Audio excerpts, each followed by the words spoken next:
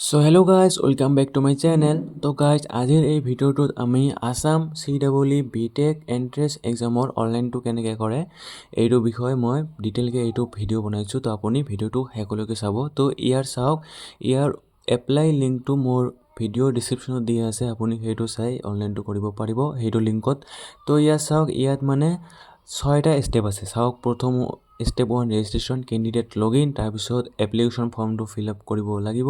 তাৰপিছত যদি আপুনি এডিট কৰিব বিচাৰে ষ্টেপ 4ত আপুনি এডিট কৰিব পাৰিব। তাৰপিছত অনলাইন পে'মেণ্টৰ পিছত আপুনি একনলেজমেণ্ট ফৰ্মটো প্ৰিণ্ট আউট কৰিব পাৰিব। তো এতিয়া আমাক প্ৰথমে ৰেজিষ্ট্ৰেশ্যন কৰিব লাগিব। তো ইয়াত যি আপুনি ওপৰত চাই আছে ৰেজিষ্ট্ৰেশ্যন বুলি, আমি ইয়াত ক্লিক কৰিম। তো ইয়াৰ ৰেজিষ্ট্ৰেশ্যনটো চাওক, প্ৰথমে ইয়াত আপোনাৰ যিটো ইমেইল আইডি আছে আপুনি ইমেইল আইডিটো ইয়াত দিব। ইমেইল আইডি দিয়াৰ পিছত আপুনি ইয়াত যে চাই আছে মোবাইল নম্বৰ যিটো দিব বিচাৰে, মোবাইল নম্বৰটো ইয়াত দি আপুনি চেণ্ড OTPত ক্লিক কৰিব।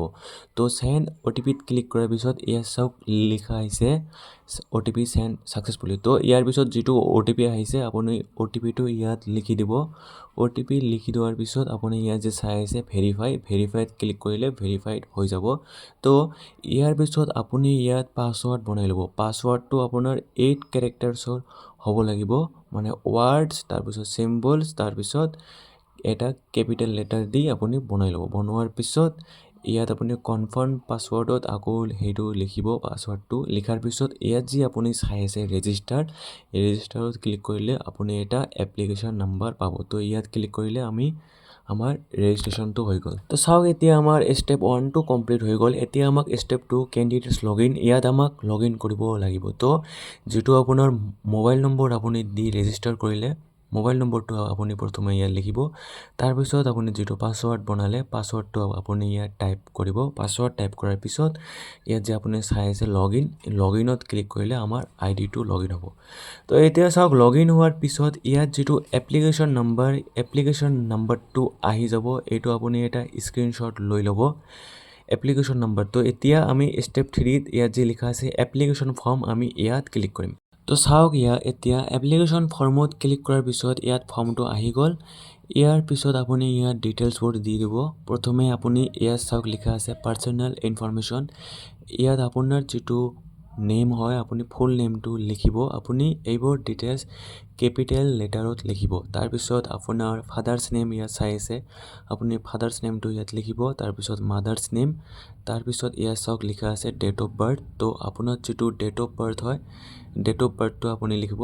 প্ৰথমে ডেটটো দিব, তাৰপিছত /d মান্থ, তাৰপিছত ইয়াৰ এনেকৈ দি দিব।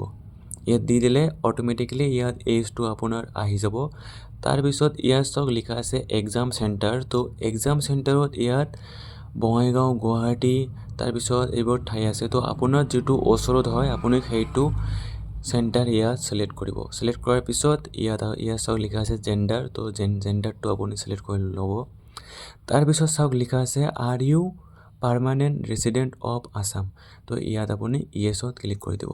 তো পাৰ্চনেল ইনফৰমেশ্যনখিনি দিয়াৰ পিছত এতিয়া আমাক এড্ৰেছখিনি ইয়াত দিব লাগিব। এড্ৰেছ চাওক ইয়াত লিখা আছে লাইন।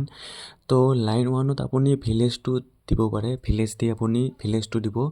তাৰপিছত আপুনি লাইন 2 যিটো লিখা আছে ইয়াত আপোনাৰ পোষ্ট অফিচ, তাৰপিছত লাইন 3ত আপুনি আপোনাৰ পুলিচ ষ্টেচনটো আপুনি দিব পাৰে। তো এইখিনি দিয়াৰ পিছত ইয়াত যিটো আপোনাৰ পিন কোড হয় আপুনি পিন কোডটো ইয়াত লিখিব। পিন কোডটো দিয়াৰ পিছত আপোনাৰ যিটো চিটি হয়, ওচৰত যিটো চিটি হয় আপুনি চিটিৰ নেমটো লিখি দিব। তাৰপিছত ডিষ্ট্ৰিক্ট, তাৰপিছত ইয়াত আপোনাৰ ষ্টেটটো ছিলেক্ট কৰিব।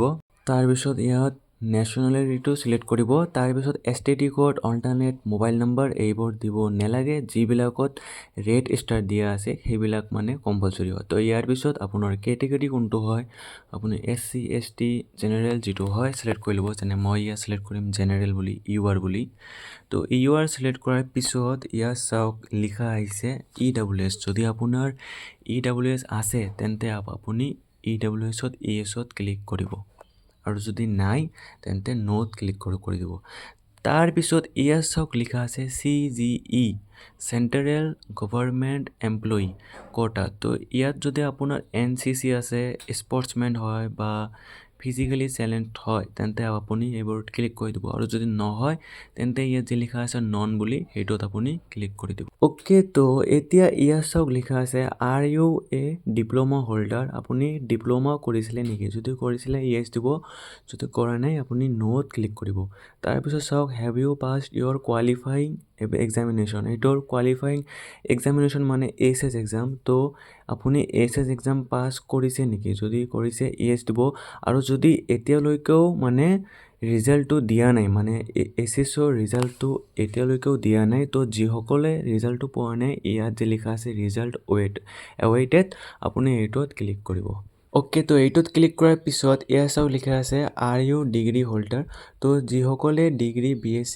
কৰিছে তেওঁলোকেও BTech মানে CEE এক্সামৰ কাৰণে অনলাইন কৰিব পাৰিব যদি আপুনি ডিগ্ৰী পাছ কৰিছে তেন্তে আপুনি ইয়াত ইয়েছত ক্লিক কৰি দিব তাৰপিছত ইয়াত চাওক লিখা আছে have you studied from class 8 to 10 government school under SEBA and SASSEC যদি আপুনি কৰিছে তেন্তে আপুনি ইয়েছত ক্লিক কৰি দিব তো এইখিনি দিয়াৰ পিছত এতিয়া আমাক ইয়াত ডকুমেণ্ট আপলোড কৰিব লাগিব ডকুমেণ্টৰ চাইজবিলাক ইয়াত দিয়া আছে আপোনাৰ ফটোটো লেছ দেন 35 KB হ'ব লাগিব হাইটটো ইয়াত দিয়া আছে 250 to 320 আৰু উইথটো দিয়া আছে আপুনি এইবোৰ ৰিচাৰ্জ কৰি বনাই ল'ব আৰু ছিগনেচাৰটো আপুনি 30 KBৰ ভিতৰত বনাই ল'ব তো গাইজ ইয়াত অকল ফটো আৰু ছিগনেচাৰটোৱে আপলোড কৰিব লাগে PRCখন এতিয়া নেলাগে PRCখন যেতিয়া মানে আপোনাৰ চিলেকশ্যন হৈ যাব তেতিয়া এডমিশ্যনৰ টাইমত আপোনাক PRCখন লাগিব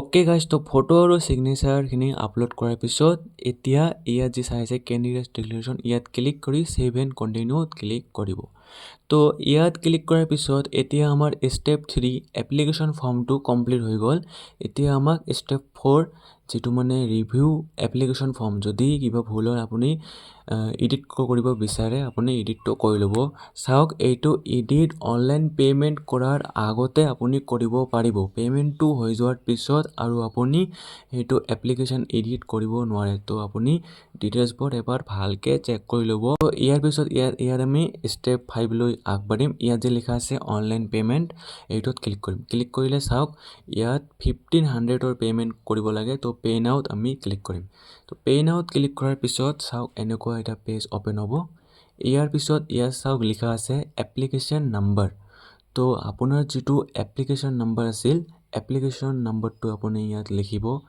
এপ্লিকেশ্যন নাম্বাৰ দিয়াৰ পিছত আপোনাৰ ডেট অফ বাৰ্থটো আপুনি ইয়াত লিখিব টাইপ কৰিব তাৰপিছত আপোনাৰ নেম তাৰপিছত ইয়াত চাওক লিখা আছে ফাদাৰ্ছ নেম তাৰপিছত মোবাইল নম্বৰটো দিয়াৰ পিছত আপোনাৰ যিটো ইমেইল এড্ৰেছ হয় ইমেইল এড্ৰেছটো আপুনি ইয়াত লিখিব তাৰপিছত ইয়াত চাওক ফিটো ইয়াত লিখা আছে এইবিলাক বাকী ডিটেইলছ যিবিলাক আপুনি চাইছে এইবিলাক দিব নালাগে যেনে ইয়াত ৰিমাৰ্কছ তাৰপিছত ইণ্টাৰিয়ৰ ডিটেইলছ ৰেমিটাৰ নেম এইবোৰ দিব নালাগে অকল ইয়াত যে লিখা আছে মোবাইল নম্বৰ ঠাইত আপোনাৰ যিটো মোবাইল নম্বৰ হয় সেইটো দিব তাৰপিছত ইমেইল আইডিটোও ইয়াত দিব তো এইবোৰ দিয়াৰ পিছত আপুনি ইয়াত যে চাই আছে I have read all agree terms and conditions আপুনি ইয়াত ক্লিক কৰিব ক্লিক কৰাৰ পিছত ইয়াত যিটো আপুনি কেপচা চাই আছে কেপচাটো আপুনি ইয়াত লিখি দিব তো কেপচাটো দিয়াৰ পিছত ইয়াত যে লিখা আছে নেক্সট আমি নেক্সটত ক্লিক কৰিম তো নেক্সটত ক্লিক কৰাৰ পিছত ইয়াত চাওক ডিটেইলছবোৰ আহি গ'ল ডিটেইলছবোৰ এবাৰ আপুনি চাই ল'ব যদি কিবা ভুল আছে আপুনি ঠিক কৰি ল'ব তাৰপিছত ইয়াত যে লিখা আছে নেক্সট বুলি আমি নেক্সটত আকৌ ক্লিক কৰিম তো ইয়াৰ পিছত এতিয়া ইয়াত পে'মেণ্টটো কৰিব লাগিব ইয়াত চাওক লিখা আছে নেট বেংকিং যদি কৰে আপোনাক ইয়াত চাৰ্জ লাগিব তাৰপিছত নেট বেংকিংছৰ পিছত ইয়াত চাওক লিখা আছে কাৰ্ড পে'মেণ্ট ডেবিট কাৰ্ড তাৰপিছত আদাৰ ডেবিট কাৰ্ডেই কৰিলে কোনো চাৰ্জ নেলাগে ইয়াত লিখা আছে আদাৰ বেংক এইটোত কৰিব পাৰে তাৰপিছত লিখা আছে আদাৰ পে'মেণ্ট মোডছ ইয়াত চাওক লিখা আছে ব্ৰাঞ্চ তাৰপিছত চাওক লিখা আছে UPI তো UPI তো আপুনি ৰাতি 10:30 পৰা 11টালৈকে সেইটো বন্ধ থাকে তো আপুনি দিনতে পে'মেণ্টটো কৰিব তাৰপিছত ইয়াত যে লিখা আছে ক্লিক হিয়াৰ তো আমি UPIত ক্লিক হিয়াৰ কৰিম তো এইটোত ক্লিক কৰাৰ পিছত এতিয়া চাওক ইয়াত QR কোডটো আহি গ'ল তো এইটো QR কোডেদি আপুনি যিকোনো এপ গুগল পে' ফোনপে' এইটো দি আপুনি পে'মেণ্টটো কৰিব পাৰিব 1500ৰ তো পে'মেণ্টটো কৰাৰ পিছত আপুনি যিটো ৰিচিভ হয় ৰিচিপ্টটো পাই যাব। তাৰপিছত আপোনাৰ যিটো একনলেজমেণ্ট ফৰ্ম আপুনি সেইটো ডাউনলোড কৰিব পাৰিব আৰু প্ৰিণ্ট আউট কৰিব পাৰিব। তো গাইজ ভিডিঅ'টো এইখিনিয়ে। তো আপুনি এই ভিডিঅ'টো চাই অনলাইন কৰিব পাৰিব আৰু যদি আপুনি নিজে নোৱাৰে তেন্তে ইয়াত মোৰ হোৱাটছআপ নম্বৰটো দিয়া আছে, আপুনি সেইটো নম্বৰত কণ্টেক্ট কৰি মোৰ পৰা অনলাইনটো কৰি ল'ব পাৰিব বহুত কম এটা ফিজ দি। তো গাইজ থেংক ইউ ফৰ ৱাচিং দিছ ভিডিঅ'টো আপোনাৰ ফ্ৰেণ্ডছবোৰক শ্বেয়াৰ কৰিব আৰু লাইক কৰিব আৰু চেনেলটো প্লিজ ছাবস্ক্ৰাইব কৰিব। থেংকছ ফৰ ৱাচিং।